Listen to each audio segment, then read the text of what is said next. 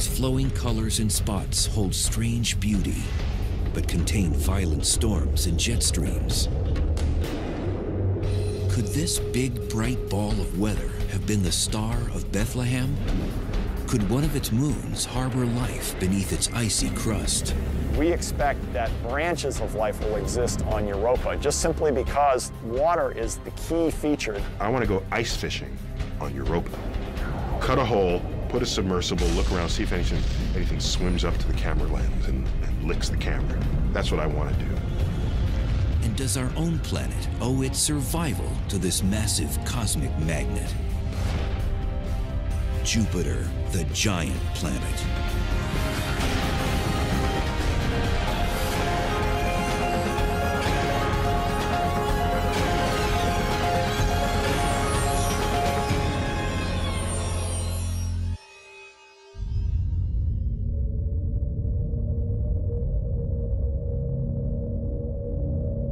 Jupiter is 500 million miles from the Sun, a giant sphere of intrigue. This churning ball of gas may look like an artist's rendering, but it's the real thing. Jupiter has the most exotic weather patterns we've ever seen in the solar system. Jupiter is 84% hydrogen and almost 14% helium, the two lightest and most abundant elements in the universe, rolled into a mammoth mass. This thing is 11 times the diameter of Earth, and you could take 1,000 Earths and stuff them inside Jupiter comfortably.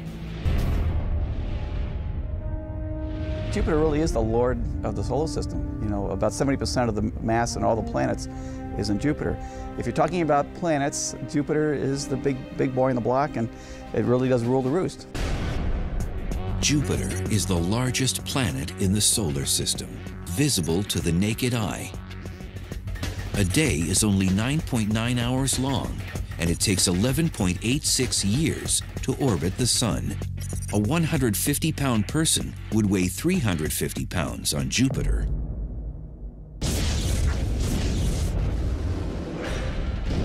There are thunderclouds made of ammonia, sulfur, and water. Exploring Jupiter would be NASA's most daring mission to date. It's a hostile place with temperature extremes from frigid to fiery.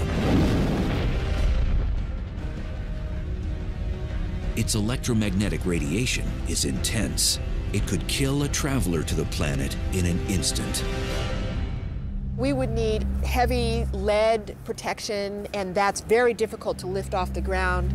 So we have some difficult engineering challenges to actually bring human beings to the planet Jupiter. A landing on Jupiter is not going to happen. Jupiter itself is a very gassy planet. It's made of gas, so you would not have a solid surface on which to land and walk around. You would just keep descending through the clouds and then be eventually crushed by the pressure of Jupiter's atmosphere. That make a human trip to Jupiter quite a challenge. But what if we could go there? Dr. Andrew Ingersoll is an authority on the planet. He takes us for a ride. You need a special kind of balloon because Jupiter's atmosphere is hydrogen.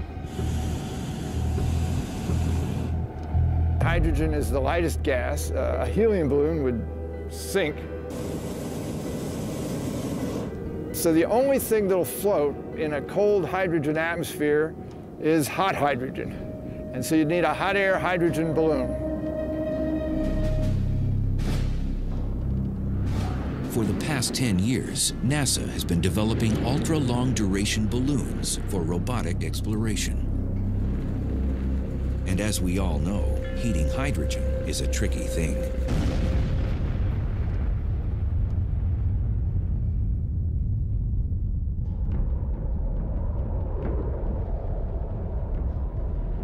But just how this behemoth was born is a puzzle. The formation of Jupiter is the greatest mystery associated with the planet.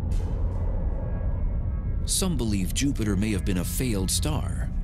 Like the Sun, it had the right ingredients, hydrogen and helium, but but not enough mass to create the internal pressure and temperature necessary to have nuclear fusion. So it became a planet instead. The thought is that there was this cloud in the galaxy that had the same composition as the sun.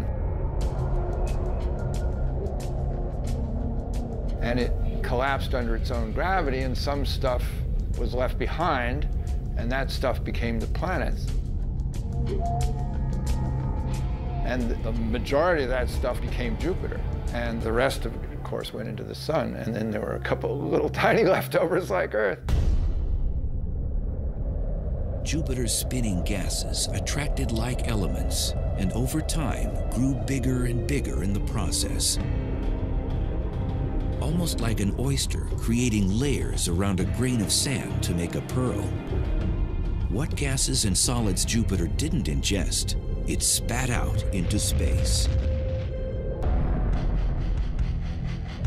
So Jupiter is like your big brother in the schoolyard, protecting you from bullies that might wreak havoc on your existence.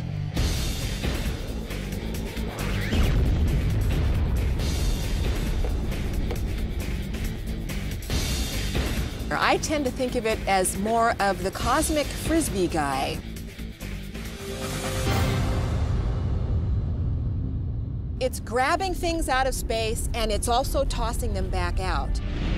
It ends up keeping those objects from the inner solar system where Earth and Mars and Venus are. By cleaning some of the debris up, kicking some of it out, shooting some of it into the sun, where it'd be lost forever, Jupiter cleaned out a path that the other planets could exist in some sort of peace. So dominant is this frisbee phenomenon, Earth may owe its very existence to Jupiter. It influences the courses of comets and even some meteors and asteroids, so that over the eons, the fact that Jupiter is there helps dictate what happens in the inner solar system. So really, the presence of Jupiter may be one reason why we have life on Earth and habitability and be able to have the Earth a nice environment instead of getting pummeled by so many comets. There is no greater proof of Jupiter's power play than what happened during a 7-day period in July of 1994. A comet called Shoemaker-Levy 9 barreled toward Jupiter. Once under Jupiter's influence, there was no going back. A missile was on a crash course with a ball of gas. Jupiter's gravitational pull was so great that it broke the comet into small pieces that came in one at a time. These pieces assaulted the planet at a speed of 37 miles per second. When you have a missile going at supersonic speeds, you get a shock. You can see sort of clouds of material being jetted up from beneath where it landed. One of the fireballs generated by the collision with Jupiter's atmosphere flared 1,800 miles into space.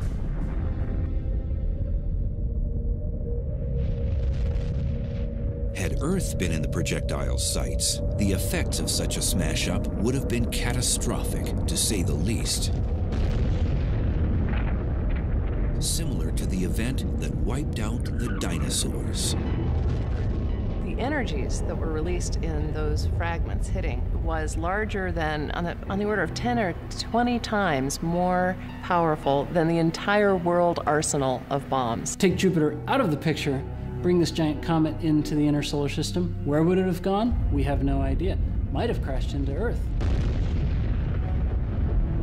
If that comet had crashed into Earth, things would be a lot different around here.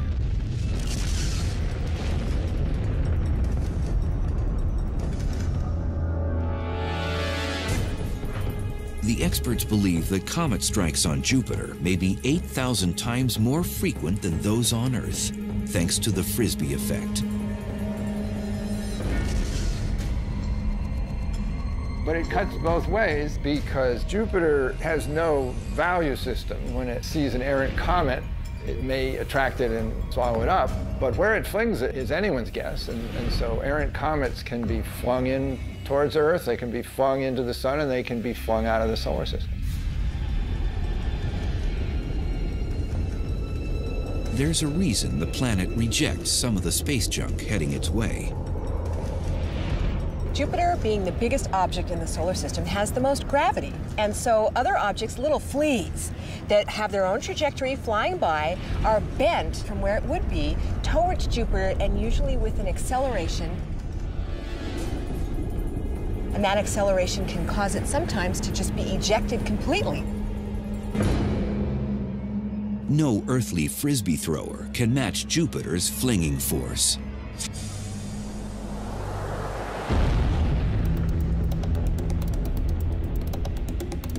It is much faster than any bullet ever known. It rejects things at a rate of 30 miles per second.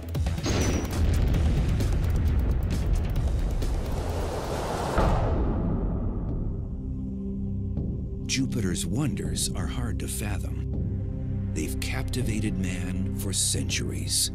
Prehistoric humans realized that it was moving among the stars, and it was one of the planets that they appreciated. And Jupiter was the king of the gods, after all, in Roman mythology. And there may be a biblical reference to Jupiter.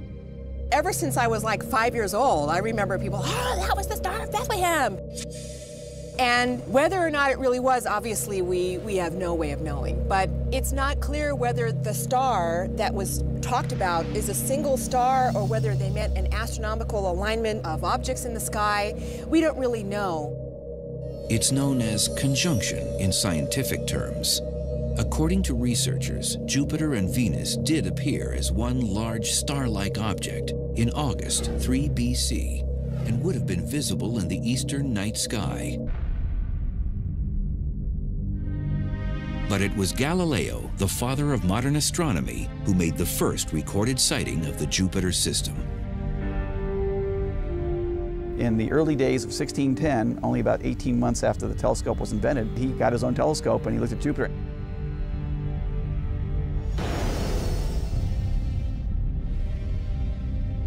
In 1665, Jupiter's most fascinating feature was discovered. Its giant red eye was actually the eye of an enormous storm, unlike any experienced on Earth. This one has raged for at least 300 years.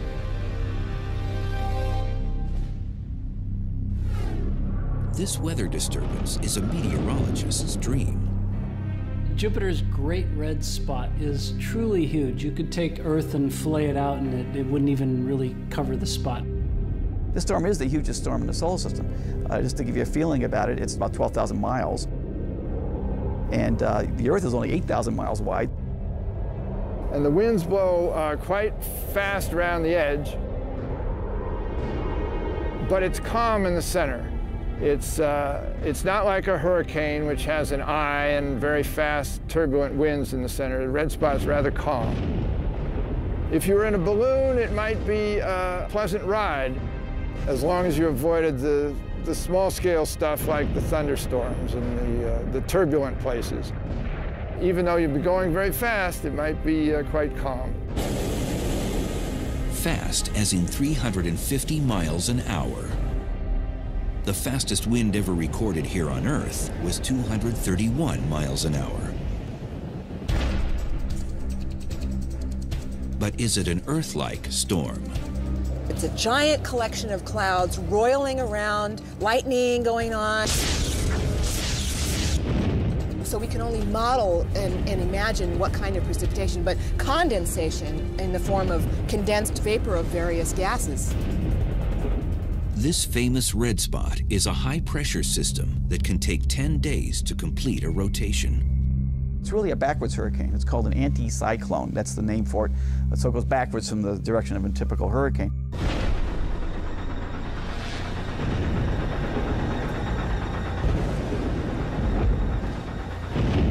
That's not the only curious thing. Hurricanes as we know them need water in order to form.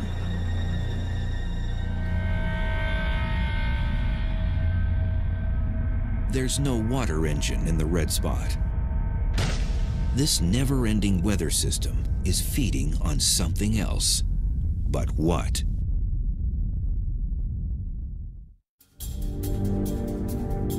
Jupiter's Great Red Spot is something like a non-stop hurricane. It's a colossal storm, complete with violent wind and lightning.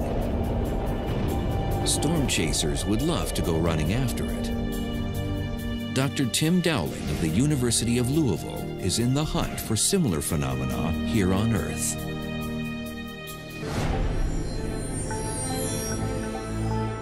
The red spot is, think of it as a huge extra lens or egg shape of mass. It's just an enormous thing. It sort of quiets down the fluid. It presses it down into the hotter interior so you don't get thunderstorms. But if you go on the edge of the red spot, especially northwest, you get some of the most horrific thunderstorms you're going to find on the Jupiter. The spot doesn't have an eye, and it isn't fueled by water. There's no ocean over which it forms. What then keeps it going and going? I've always likened it, in my own view, as like a mini volcano inside of Jupiter. Actually, an atmospheric volcano. Dr. Baines believes that warmer gases rise from heat deep within the planet. While trying to escape, they create a vortex. So, for some reason, I believe there's extra energy right there. But it's just a theory. Science is left without answers to that question and others. Current theories cannot quite explain why the spot is so well formed and why it stays in one place. The plot thickened over the years as scientists learned even more. It became a deeper mystery because instead of everything just sort of smoothly going around the red spot, we saw this turbulence, and there were smaller scale structures that would come and go every day, and it was chaotic and turbulent, and yet the red spot just existed and sailed on. Jupiter's storms aren't limited to the Great Red Spot. Cloud decks 3 layers thick hover and cover the planet. If you were inside the atmosphere of Jupiter, you would hear very loud thunder. In fact, the thunder actually travels 4 times faster on Jupiter than it does on Earth. It's about 3,000 miles an hour. So rain falls twice as fast on Jupiter. The charge separation that pulls the positive charge to the top of the clouds, the negative charge to the bottom of the clouds, is twice as efficient on Jupiter for that reason alone, because the rain is falling so much faster. Towers of cumulus convection that you see on Jupiter are 3 times taller. They go up 30 miles, whereas on Earth they go up 6 or 7 miles.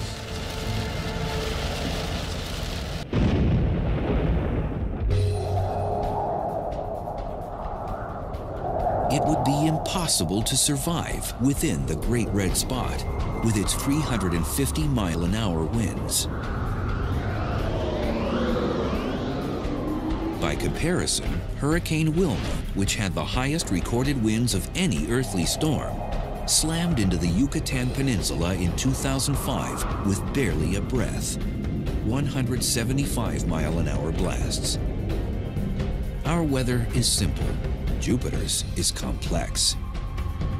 Now on Jupiter, you just basically have one storm system sort of stacked on another, with lots and lots of room. Basically, these are the storms in their natural state.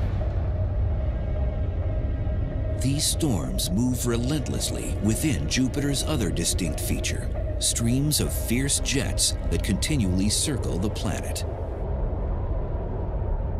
Scientists are only beginning to understand what they are and where they come from. There's a massive eastward flow of material, and that means materials flowing more than 1.5 football fields per second. That's really moving. You don't want to be in that. 29 other belts and zones of varying widths extend outward from there. They are what give Jupiter its characteristic appearance. They move in alternating directions, some eastward, some westward. They're much smaller scale, the high latitude jets, than the equatorial one. As far as in comparison to Earth, these are massive, super fast, high-speed winds, and yet they're just going back and forth. The planet's rotation rate has something to do with it. Jupiter generates a lot of energy because it really moves. So the very nature of the spinning causes Jupiter to not just have one jet stream, but many jet streams going in opposite directions along the planet. And so you can see these zones. So what you have is an exaggerated version of Earth's basic weather pattern.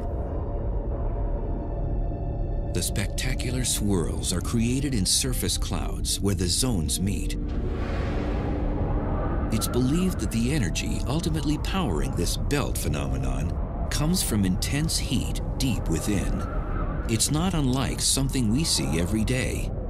You boil a pot of water on the stove, it'll start bubbling, and bubbles come up from the bottom and try to get out, trying to circulate that water, that currents around. So it's the same thing inside Jupiter. We have gases and liquids down there that are trying to get the heat out. There are basic questions, basic pieces of physics to go after, to explain. Massive jets. Shouldn't we be able to explain that? Earth has just one primary jet stream. It moves eastward, and another major flow that blows westward, the trade winds. Triple that power, and you've got the jet streams of Jupiter. Totally different from Earth. And yet, I should be careful, not totally different from Earth, just Earth on steroids. And you ask yourself, wow, if I understood what's going on Jupiter, Earth would be just a piece of cake.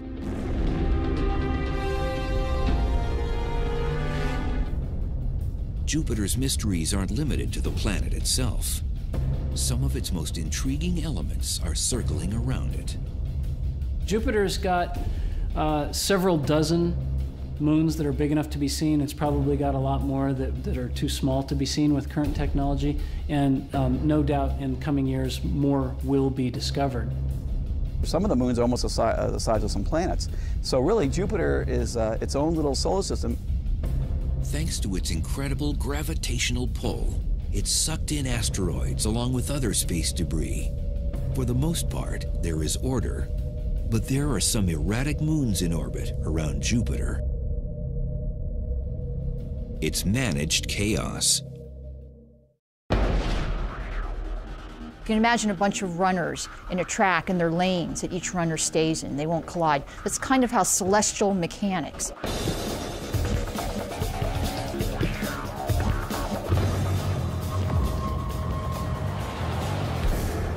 Each moon holds its own fascination. 4 of Jupiter's prominent moons were discovered by Galileo. He first observed that they revolved around the planet. They are named for Jupiter, the god's lovers.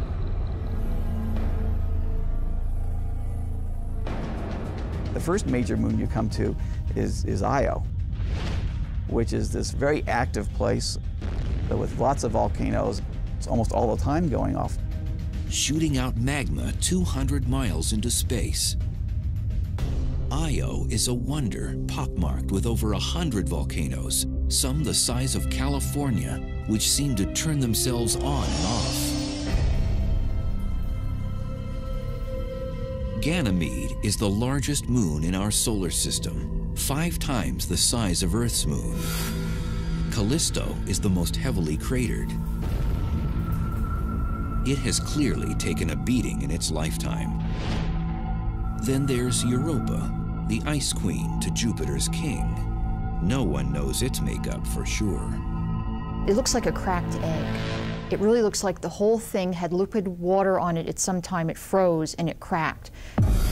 And we believe that these patterns are due to tidal forces that crack it.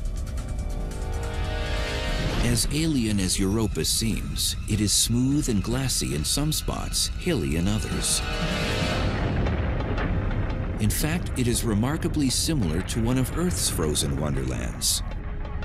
There is a lake in Antarctica called Lake Vostok that scientists think is an analogy to what we see in Europa. Antarctica has a huge, thick ice crust, and underneath there is this liquid lake, and we think that this may be very similar to the water ice underneath the surface that we see on Europa. You go down through that crust, you go through the ice enough, you'll get liquid water. And we are very convinced that there's liquid water down there. It's the only place that we know of besides the Earth which has liquid water in large bodies that have been there, we believe, for more than 1 million to 2 million years. And where there's water, could there be life?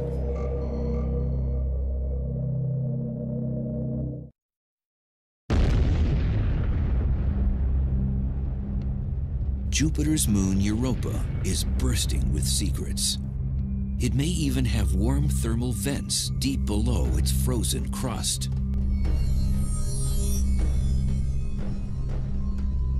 In fact, an immense ocean, bigger than the Pacific Ocean, worth of liquid water down there that's just sitting there for things to happen to.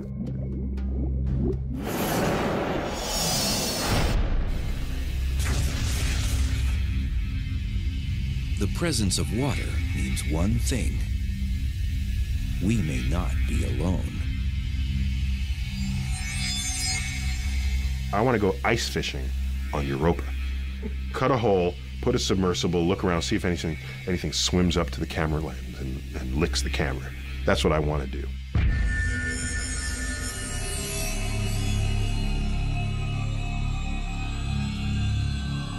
One scientist is planning just such a fishing trip.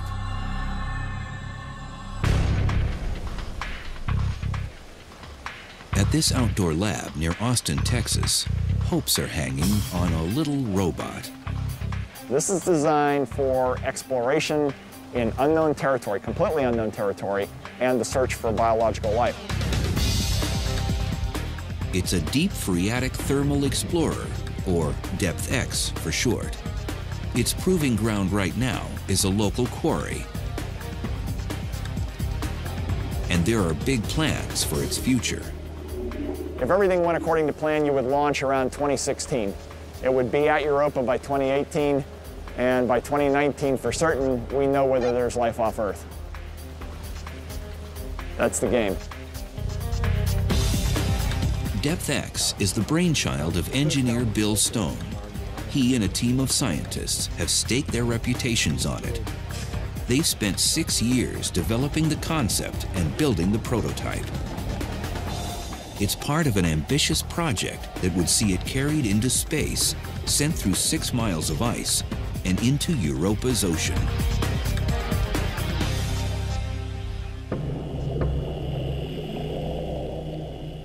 To divide it down into all the various vehicles, you have a parent vehicle which takes you to orbit around the moon Europa.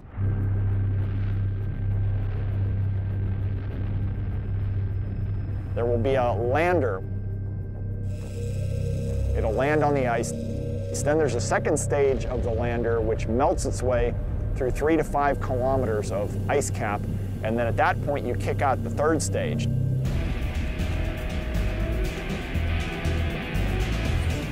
We need a fast-moving device that would be sort of torpedo-shaped, most likely nuclear-propelled, and that would drive for thousands of kilometers around the central ocean of Europa.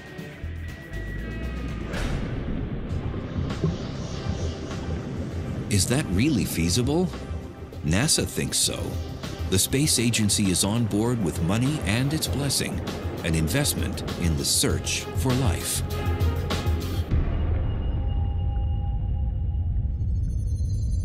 If life exists on Jupiter's moon Europa, could it walk, talk, or fly? It would be little viruses or, maybe at best bacteria. We would expect only to see primitive life forms, but they might be similar to things that we see on the Earth, but we just don't know. Scientists are encouraged by the discovery of strange and hardy life forms found in the most inhospitable places on Earth. Tube worms, for example, survive and thrive in total darkness. Extreme pressure isn't a problem. The creatures were discovered in 1977, several miles below the surface of the Galapagos Rift. They exist in water near superheated thermal vents. It's believed that these very conditions, darkness, high pressure, and hydrothermal vents, are present on Europa.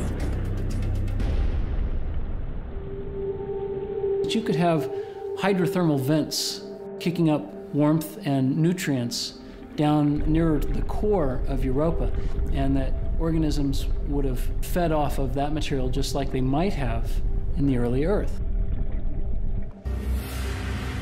And while tube worms might not be lurking beneath Europa's icy shell, something else could be.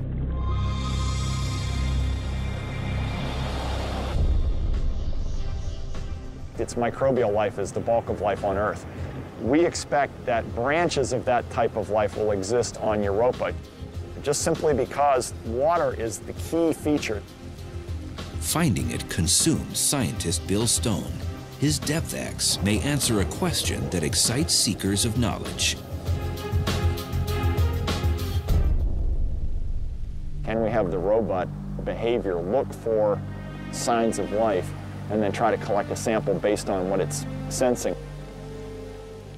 Stone's baby is in its infancy. At the same time, it is futuristic and advanced. It's a high-tech toy like no other that might show our world what another is all about.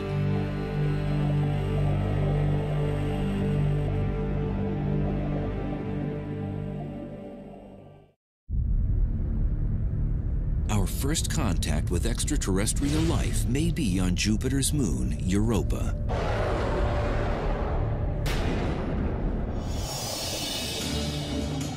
The Depth X robot, or more accurately, Hydrobot, is being designed to ultimately think, move, and explore without help from man.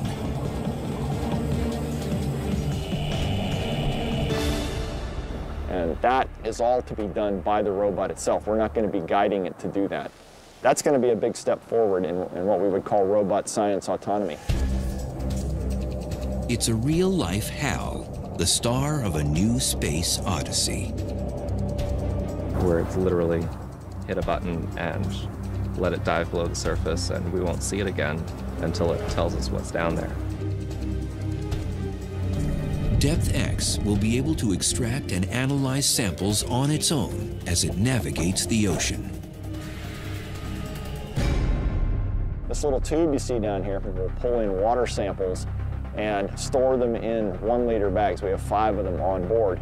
But before it does that, it actually powers through a series of micro pumps over here on the left and brings it into an onboard microscope. And that microscope will take images of what's in the water down to about 5 microns. So we can see most of the typical types of microbial life from 5 to 200 microns on screen. The robot will use that to discriminate, to determine if there's life, and then grab a sample. Depth X and its systems must be made smaller to work in space. And it still must pass trials under ice flows. We are testing this in Antarctica to make sure it all works totally under ice. The question of life on Europa is probably the big unknown, because that would change our whole view of the universe, basically. I mean, if this little moon sitting out there in this hostile environment of Jupiter can have life form on it, that means that probably tells us that life is almost everywhere.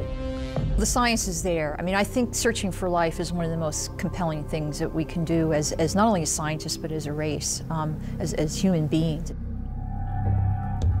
It's a giant leap, and not just for mankind. No, for robot kind.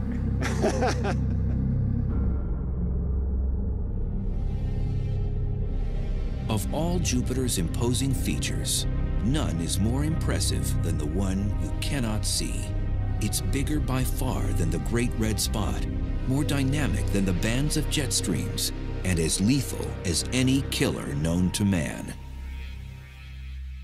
You have one of the most powerful radiation environments in the solar system, aside from the sun. The magnetic field of Jupiter is the largest entity, I believe, in the solar system. It is a bubble 450 million miles long, buzzing with electrically charged particles. It's Jupiter's magnetosphere.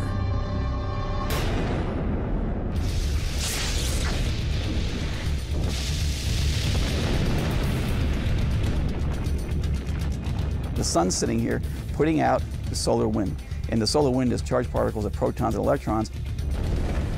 These particles flow along at 1 million miles an hour. And Jupiter basically captures these protons, electrons, all these charged particles like electrical currents, and it has it then in space circling around Jupiter. No word in the English language accurately conveys the enormity of this phenomenon.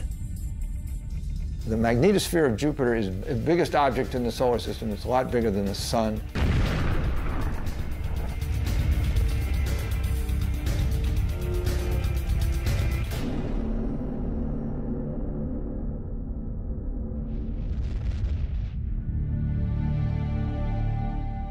Comparisons are the best measure of this mega mighty wonder. If it were visible in the night sky, it would be many, many times bigger than the moon. It's enormous, even though it's 5 times as far away from Earth as the sun is, it still would look immense in the night sky. If visible, it would take a familiar form, a windsock. There's a rounded section facing away from the planet in one direction, with a tail flowing out the other. This windsock reaches the outer orbit of Saturn. Power plant Jupiter generates up to 10 million amps of electrical current. The biggest planet in the solar system can conduct electricity all the way through it and around it.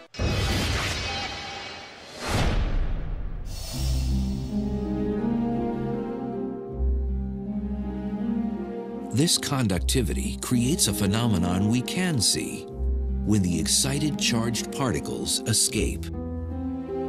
Jupiter has auroras because when those particles leak in and crash into the upper atmosphere, it glows, and just as Earth has auroras.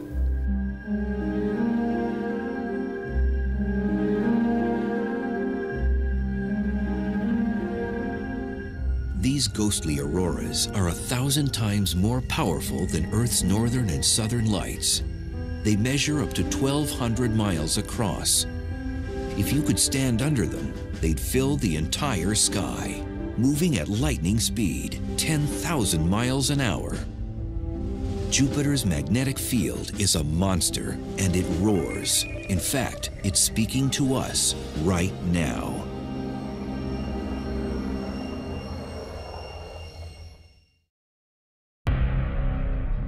Jupiter, the giant of the solar system, has something to say if you're listening. We can hear what we call lion roars because it has this roaring sound. We can hear whistler modes. We can hear hiss and whistles that are going pew, pew, pew. And these are all indications of dynamics, things that are happening in the magnetosphere now. If you find yourself driving on a dark desert highway, your AM radio might just tune in to the strange sounds of Jupiter's magnetosphere.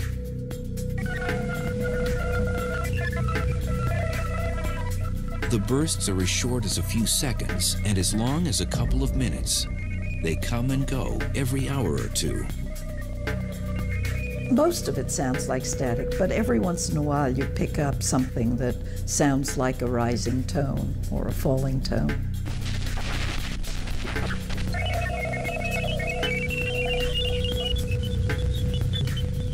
Some listeners have described audio spasms that sound like woodpeckers or waves crashing on the beach.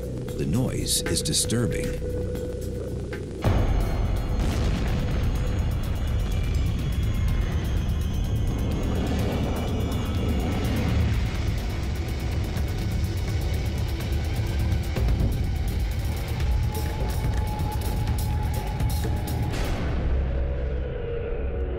But just why the planet was talking remained a mystery until Voyager 2 passed through the outer magnetosphere in 1979.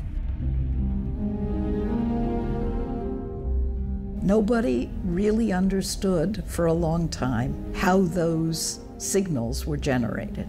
So that was one of the things that was on my mind when I got interested in Jupiter. What in the world was going on with these radio emissions?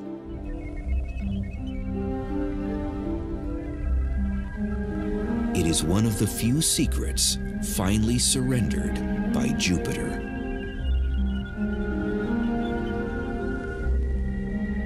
And that answered some questions, but it raised new ones. And I think that's the way it should be.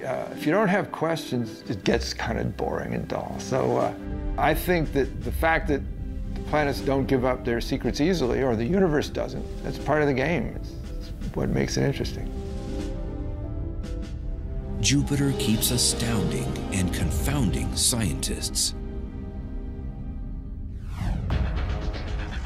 One surprise came in 1979 when it was discovered that Jupiter has a ring. It's nothing on the order of Saturn's. Still, it's another feature that fascinates.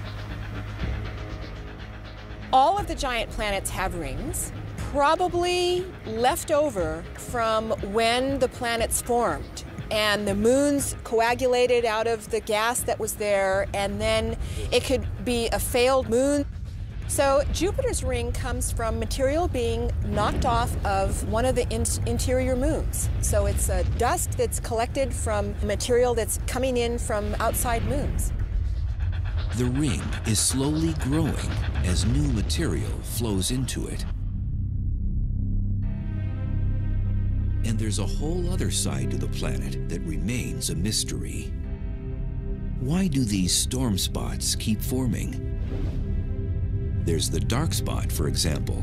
Glimpses of it were first spied in 1997. It appeared to be a huge, ominous cloud, twice the size of Earth, hovering above Jupiter's North Pole. There's a host of other spots, too. There are other sort of smaller cousins that have come and gone. There were 3 ovals about half or a third the size of the red spot. And they sort of occupied the same latitude band in the southern hemisphere. And they'd been around since the 1930s. And amateur astronomers saw them form. And they were around till the late 90s. And 2 of them merged with each other. And then the remaining 2 merged, and now there's 1. And it keeps transforming. It turned red about 6 months ago, and now we're calling it the little red spot because it turned color. Now, why did it turn color is a big question. So there's chemistry going on, or some type of extra dynamics that's going on that just kicked in, and we need to start studying that.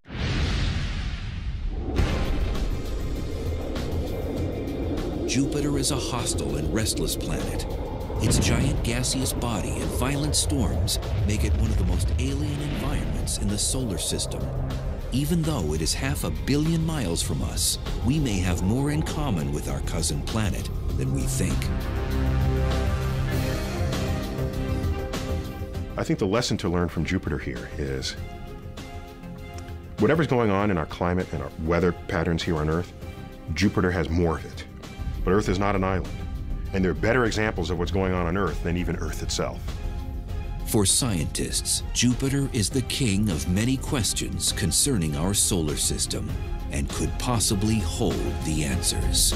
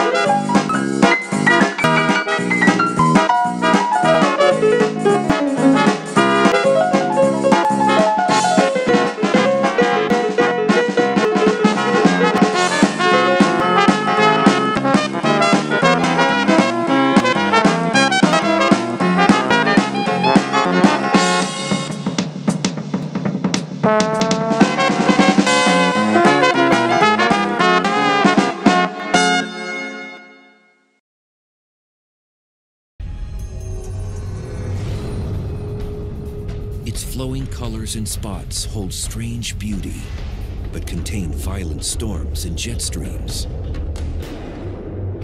Could this big, bright ball of weather have been the Star of Bethlehem? Could one of its moons harbor life beneath its icy crust? We expect that branches of life will exist on Europa just simply because water is the key feature. I want to go ice fishing on Europa. Cut a hole, put a submersible, look around, see if anything swims up to the camera lens and licks the camera. That's what I want to do. And does our own planet owe its survival to this massive cosmic magnet? Jupiter, the giant planet.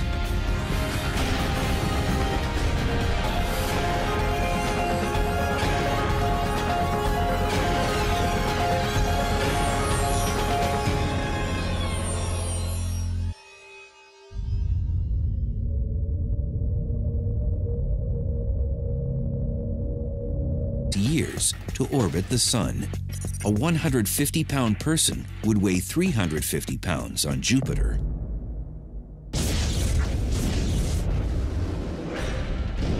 There are thunderclouds made of ammonia, sulfur, and water. Exploring Jupiter would be NASA's most daring mission to date. It's a hostile place with temperature extremes from frigid to fiery. Its electromagnetic radiation is intense. It could kill a traveler to the planet in an instant. We would need heavy lead protection, and that's very difficult to lift off the ground. So we have some difficult engineering challenges to actually bring human beings to the planet Jupiter. A landing on Jupiter is not going to happen. Jupiter itself is a very gassy planet. It's made of gas, so you would not have a solid surface on which to land and walk around. You would just keep descending through the clouds and then be eventually crushed by the pressure of Jupiter's atmosphere that make a human trip to Jupiter quite a challenge. But what if we could go there? Dr. Andrew Ingersoll is an authority on the planet. He takes us for a ride. You need a special kind of balloon because Jupiter's atmosphere is hydrogen. Hydrogen is the lightest gas. A helium balloon would sink. So the only thing that'll float in a cold hydrogen atmosphere is hot hydrogen. And so you need a hot air hydrogen balloon. For the past 10 years, NASA has been developing ultra-long duration balloons for robotic exploration. And as we all know, heating hydrogen is a tricky thing.